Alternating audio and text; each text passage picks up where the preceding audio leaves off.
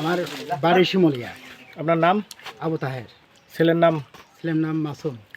আচ্ছা, যেহেতু এই হচ্ছে আপনার ছেলের বউ এই দাবি নিয়ে আপনার বাড়িতে আসছে এবং মামলা করছে আপনাদের বিরুদ্ধে, হ্যাঁ, তো আপনি কি ছেলের বউ বলে মেনে নেবেন?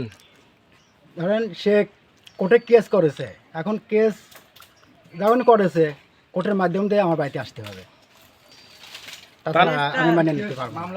আচ্ছা, মামলা যদি সে তুলে নেয়? না না না, তা আমি মেনে নেবো না। আইনি সে যদি জয় করে আসতে পারে আমি মেনে নেবো। ওকে, ঠিক আছে, বুঝতে পারছি। যদি মেম্বার চেয়ারম্যানের মাধ্যমে বসা আচ্ছা আচ্ছা, হয়েছে হয়েছে, তাই নেবো না। সে হয়ে গেছে, কথা নেওয়া হয়েছে। নেবো না। কি বললো শোনো তো, কেস থাকতে সে তোমাকে মেনে নেবে না।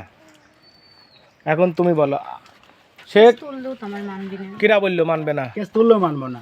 এই এতগুলো সাংবাদিক কথা কথা তুমি যে ভালো মনে করতে জানো না, আর থাবরা কান ফাটা আলাদা কোন কাজ।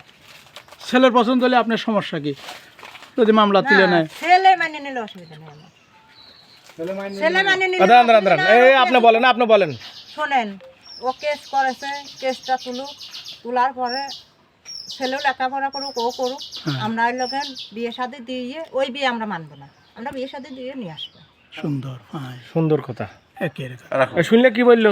এটা আমি রেকর্ড রেখে দিলাম। আর এটা কোথায় দাদা এক মিনিট, ভাবে বেড়ায় না, ও খালি শৃঙ্খলা করিয়ে বেড়ায়।